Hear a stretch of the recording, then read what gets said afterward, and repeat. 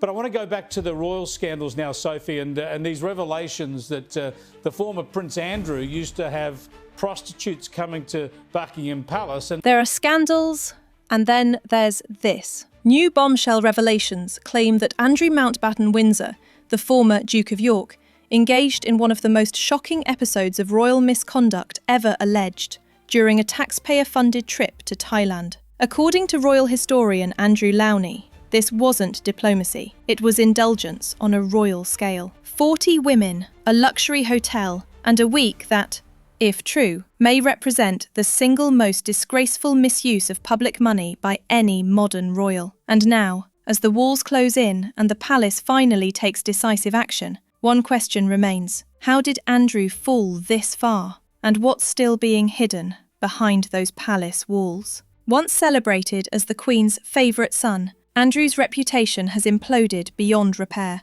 His royal duties have been stripped, his honours erased, and even the grandeur of Royal Lodge, his sprawling 30-room Windsor estate, now hangs in the balance. But according to historian Andrew Mountbatten, the story goes back decades, to when Andrew was first appointed as the United Kingdom's trade envoy in 2001. He was 41, wealthy, privileged, and, in Lowney's words, in the midst of a midlife crisis. Instead of dedicating himself to public service, the former prince allegedly saw his position as a passport to excess. The most startling allegations centre around a trip to Thailand, where Andrew attended the birthday celebrations of the Thai king. This was an official visit, fully funded by British taxpayers. But, as Lowney told the Daily Mail's Deep Dive podcast, Andrew demanded to stay at a lavish 5-star hotel rather than the embassy. He added private time to his official schedule, 2 full weeks,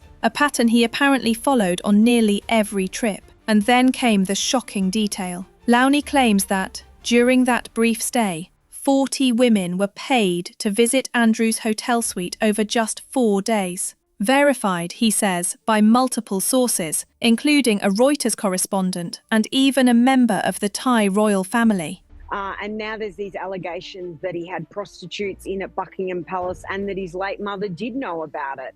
And these reports emerged from the author of the new book entitled Andrew Mountbatten, a British author and historian who I spoke to in detail. According to Mountbatten, Andrew had no moral boundaries. His sense of entitlement was absolute. He reportedly used his trade envoy role not for Britain's benefit, but for his own pleasure and profit. While on government trips, he allegedly mixed business deals with personal pursuits, and all under the guise of official diplomacy. Charles, then the Prince of Wales, had apparently warned against giving Andrew the role in the first place. His reasoning? He'll just chase women and play golf. And, as history seems to show, he wasn't wrong. What's perhaps most disturbing is that, according to Mountbatten, Andrew's behaviour was enabled by diplomats, aides and royal staff who were too afraid or too loyal to intervene. He was known for his temper, his demands, and his absolute refusal to hear the word no. Those who worked under him during that period describe a man who saw public office as personal entitlement, one who blurred every line between public service and self-interest. And behind closed doors, he allegedly exploited every ounce of royal privilege that came with his title. But the scandal goes deeper than private excess. According to Mountbatten, Andrew used his trade envoy position to advance the financial interests of himself and close associates. One businessman, David Rowlands, reportedly benefited from Andrew's access, securing meetings and even a Middle Eastern banking license thanks to Andrew's interventions. Documents detailing these trips and dealings are still locked away in government archives. Teddy bears. He has like 40 teddy bears that have to be assembled and arranged perfectly.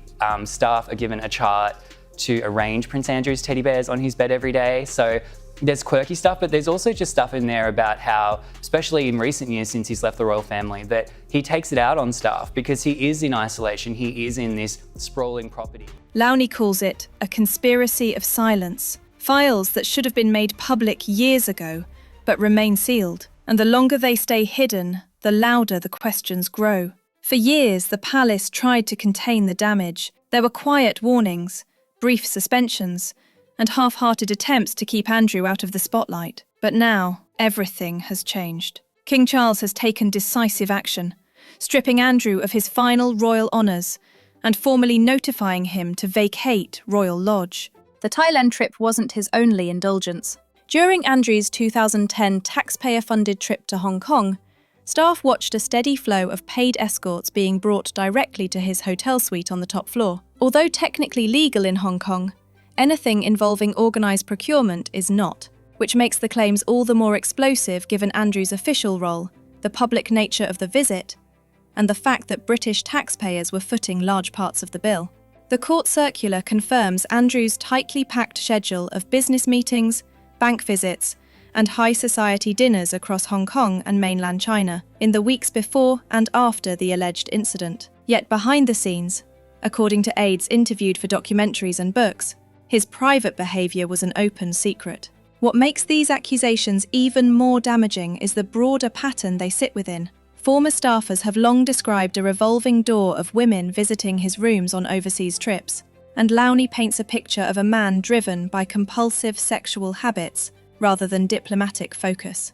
The financial side only adds to the scrutiny. Investigators estimate that Andrew's flights and accommodation during his decade representing the UK abroad cost roughly £4 million, with some individual trips topping £90,000 in travel alone. Set against that backdrop, claims of questionable relationships with well-connected figures in China paint a deeply troubling portrait of a senior royal treating official overseas missions as personal playgrounds, with the public left picking up the tab. So what now? Sources close to the palace say Andrew is clinging to what little he has left, still defiant, still refusing to accept that the monarchy has moved on without him. He reportedly spends his days secluded, isolated, and increasingly detached from reality. One source said he has been holed up in Royal Lodge playing video games all day. Friends say he's bitter, blaming everyone else for his downfall. But with the king's patience exhausted, Andrew's days of protection are over. There will be no quiet deals, no more cover-ups,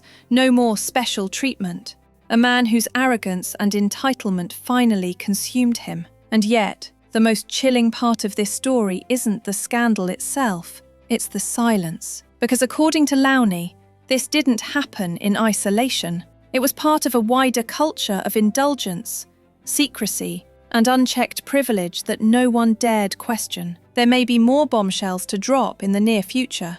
If the monarchy wants to survive this era, it must prove that even its most privileged members are not above accountability. Andrew's story is no longer about royal romance, public service, or ceremonial duty. It's about a man who believed the rules didn't apply to him, and a system that let him believe it for far too long. He once represented Britain on the world stage. Now he represents everything the monarchy must leave behind if it's to have any future at all. The title is gone. The home is next. The respect already lost. This isn't a royal setback. It's the complete dismantling of a legacy. So what do you think? Was Andrew's downfall inevitable? Should the palace unseal those secret trade envoy files to show the full truth? And after everything we've learned, does he deserve any place in royal life again? Let me know your thoughts in the comments below. Don't forget to like, share and subscribe.